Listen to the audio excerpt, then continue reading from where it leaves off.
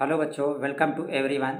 हम आपके लिए लेके आए हैं गणित की क्लास प्रत्येक ट्यूसडे, थर्सडे, सैटरडे शाम 7 बजे। ये क्लास उपयोगी है क्लास 6 से 12 तक के स्टूडेंट के लिए भी और प्रतियोगी एग्ज़ाम वाले स्टूडेंट के लिए भी।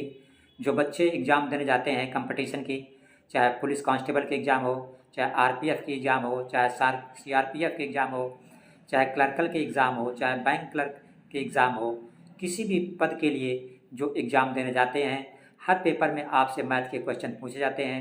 आपका बेसिक कमज़ोर होता है, इसलिए मैथ में आप स्कोरिंग नहीं कर पाते हैं। तो इन चीज़ों को ध्यान में रखते हुए और स्पेशली क्लास 6 से 12 के स्टूडेंट को भी ध्यान में रखते हुए हमने ये गणित की क्लास शुरू की है प्रत्येक सप्ताह 3 दिन, ट्यूसडे, थर्सडे, सैटरडे शाम 7 बजे, ताकि बच्चों का बेसिक मजबूत हो सके। तो इसलिए आप हमारे चैनल यस कोचिंग को सब्सक्राइब अवश्य कर लें और घर बैठे गर्मी की छुट्टियों में आराम से इसकी तैयारी कर लें। अभी मार्च और अप्रैल जब तक आपके स्कूल जो है क्लोज चल रहे हैं। तो आज की क्लास में हम आपको बताने वाले हैं टाइप्स ऑफ एंगल्स कि एंगल कितने प्रकार के होते हैं, एंगल का नाम कैसे लिखते हैं। ये सभी बातें इस वीडियो में हम आपको बताने वाले हैं, इसलिए आप हमारे साथ अंत तक वीडियो में बने रहिएगा और चैनल को सब्सक्राइब अवश्य कर लीजिएगा ताकि नोटिफिकेशन आप तक आसानी से पहुंचता रहे। तो जहां तक हम कोणों के टाइप की बात करें, कोणों के प्रकार की बात करें, तो कोण सामान्यतः ये 6 प्रकार के होते हैं। पहला होता है न्यून कोण, जिसे हम इंग्लिश में एक्यूट एंगल भी कहते हैं और इसकी वैल्यू होती है 0 डिग्री से लेके 90 डिग्री तक। इसका मतलब ऐसा कोई भी एंगल जो 0 डिग्री से बड़ा हो और 90 डिग्री से छोटा हो उसे कहा जाता है एक्यूट एंगल। दूसरा होता है आपका समकोण, जिसे कहा जाता है इंग्लिश में आप बोलते हैं राइट एंगल और इसकी वैल्यू होती है कंप्लीट 90 डिग्री। अगर 90 डिग्री का कोई एंगल है तो उसे हम समकोण कहते हैं। तीसरा एंगल हमारा होता है अधिक कोण, जिसे इंग्लिश में बोला जाता है ऑब्ट्यूस एंगल। ऐसा एंगल जो 90 डिग्री से बड़ा हो लेकिन 180 से छोटा हो उसे कहते हैं हम ऑब्ट्यूस एंगल। इसका मतलब बिटवीन 90 टू 180 डिग्री, 90 से 180 अंश के बीच के कोण को अधिक कोण कहा जाता है। अगला आपका चौथा नंबर है जिसे कहते हैं रिज कोण या सरल कोण और इंग्लिश में कहा जाता है स्ट्रेट एंगल। ये कंप्लीट आपका होता है 180 डिग्री का। 180 डिग्री एंगल को हम रिज कोण, सरल कोण या स्ट्रेट एंगल के नाम से जानते हैं। पांचवा एंगल हमारा होता है बृहत कोण। बृहत कोण उसे कहते हैं जो 180 डिग्री 180 अंश से बड़ा हो लेकिन 360 अंश से छोटा हो उसे कहा जाता है बृहत कोण और इंग्लिश में इसे कहा जाता है रेफ्लेक्स एंगल। और अगला आपका है संपूर्ण कोण, जिसे कहते हैं हम कंप्लीट एंगल और संपूर्ण कोण को की वैल्यू होती है कंप्लीट 360 डिग्री। 360 डिग्री के एंगल को हम संपूर्ण कोण या कंप्लीट एंगल के नाम से जानते हैं। हम बारी बारी करके सभी के फिगर देखते हैं। आप अगर इनको तैयार कर लेते हैं तो क्लास 6 से लेके क्लास 12 तक बच्चे और कॉम्पिटिटिव एग्ज़ाम वाले बच्चे, उनको फिर कोई भी प्रॉब्लम नहीं होगी अगर कोई भी क्वेश्चन आता है एंगल से संबंधित, कोण से संबंधित। तो एंगल बनता कब है? एंगल तब बनता है जब दो रेखाएं एक दूसरे से किसी बिंदु पर मिलती हैं या इंटरसेक्ट करती हैं, मीन्स प्रतिच्छेद करती हैं, कहने का मतलब कट करती हैं। जैसे मान लीजिए एक रेखा आपकी ये है, एक रेखा आपकी ये है और दूसरी रेखा मान लीजिए आपकी ये दोनों रेखाएं यहाँ पे मिल रही हैं। हमने कोई नाम रख दिया, सपोज कर लो इसको हमने ओ बोल दिया, यहाँ पे हमने ए बोल दिया, तो ओ ए क्या है? आपकी एक रेखा है। अगर यहाँ पे हम बी बोल दें तो ओ बी क्या है? एक रेखा है। तो ओ ए और ओ बी बिंदु ओ पर मिल रही हैं, तो ये आपका क्या है? कोण है। इस कोण को अगर आप नापेंगे तो ये 90 अंश से कम है, इसलिए किसका चित्र हुआ? न्यून कोण का। न्यून कोण का मतलब 90 अंश से कम या 0 से 90 अंश के बीच। कहने का मतलब 1 अंश, 2 अंश, 3 अंश, 25 अंश से लेके 89 अंश तक के कोण सभी न्यून कोण कहे जाते हैं।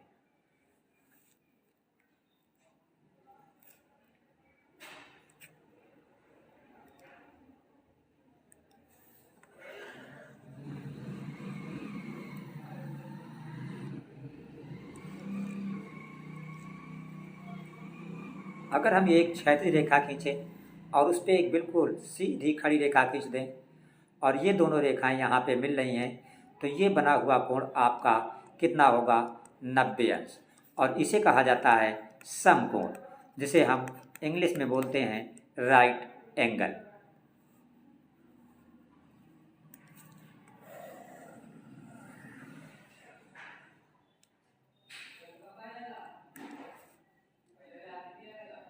ये क्षैतिज रेखा है और ये सीधी रेखा खड़ी होती है जब इस पे, तो इसे कहा जाता है 90 अंश का मतलब समकोण।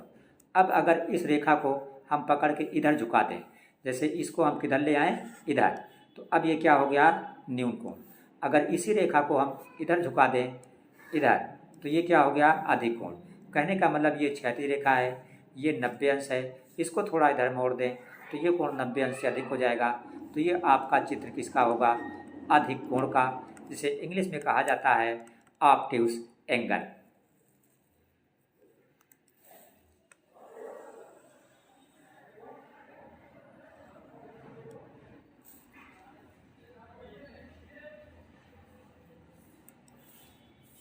अगर हम ये एक सीधी रेखा खींचें तो इस पे बना हुआ ये कोण कितना होता है?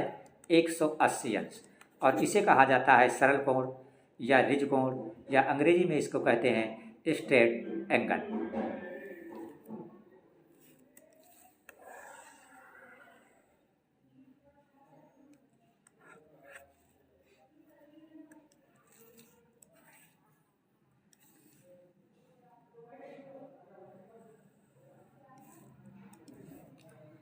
ये मान लीजिए कोई रेखा है। अब ये कोण जो भी है वो कैसा है? आपका देखने से चित्र से लग रहा है ये न्यून कोण है। न्यून कोण का मतलब 90 अंश। तो बाकी जितना भी कोण बचा यहाँ से लेके यहाँ तक, ये सभी इतना क्या कहा जाएगा?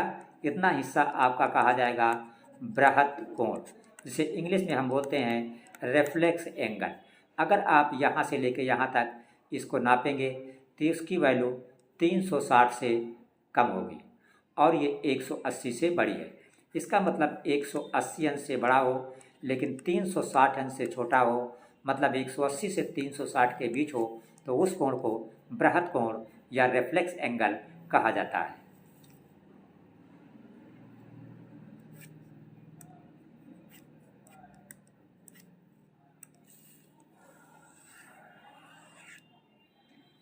इसी जगह अगर हम सीधी रेखा पर बिल्कुल ये ऐसे कंप्लीट एंगल बना दें, 1 2 3 4 पूरा ये सर्कल, तो ये कहा जाता है कंप्लीट एंगल और इसकी वैल्यू होती है 360 अंश। तो हमें उम्मीद है अब आप समझ गए होंगे कि कोण कितने प्रकार के होते हैं: न्यून कोण, समकोण, अधिक कोण, रिज कोण, बृहत कोण और समपूर्ण कोण। अब हम आपको बताएंगे कि कोण का नाम कैसे लिखा जाता है। तो कोण को लिखने का तरीका है कि कोण को या तो एक अक्षर से लिखा जाता है या 3 अक्षर से लिखा जाता है। हम आपको बताएंगे कि एक अक्षर से कब लिखा जाता है और 3 अक्षर से कब लिखा जाता है। जैसे मान लीजिए ये एक रेखा है और दूसरी रेखा ये, और ये दोनों यहाँ पे इस पॉइंट पर O पर मिल रही है, और ये है A और ये है B। तो कोण जो आपका बन रहा है वो कहाँ बन रहा है? O पॉइंट पर। तो इसे हम लिख सकते हैं, ये कोण का चिन्ह होता है कोण O। अब मान लो ये 45 अंश है, तो हम लिखेंगे कोण O बराबर 45 अंश। या इसी जगह हम ये भी लिख सकते हैं 3 अक्षरों से कि कोण जिस बिंदु पर बनता है, ध्यान दीजिए, कोण जिस बिंदु पर बनता है उस बिंदु को हमेशा बीच में लिखा जाता है। तो AOB 3 अक्षर हैं, हम A को पहले लिख देंगे, O को बीच में लिख देंगे और B को किनारे कर देंगे। कोण AOB बराबर 45 अंश। तो इसको 2 तरीके से पढ़ सकते हैं, चाहे कोण O बराबर कहिए और चाहे कोण AOB कहिए, दोनों का मतलब एक ही होता है। हम इसको इस तरह भी ले सकते हैं कि पहले B को लिख दें, लेकिन O पर कोण बन रहा है इसलिए O को बीच में ही लिखना होगा। पहले हमने B को लिखा फिर O लिखा, अब A को साइड में कर दें तो कोण BOA बराबर 45 अंश। कुल मिला के मेन बात यह है कि कोण को एक अक्षर से भी आप लिख सकते हैं, 3 अक्षर से भी लिख सकते हैं। 3 अक्षर से लिखने में आप ये ध्यान रखेंगे कि जिस बिंदु पर कोण बन रहा है वो बिंदु हमेशा बीच में लिखा जाएगा।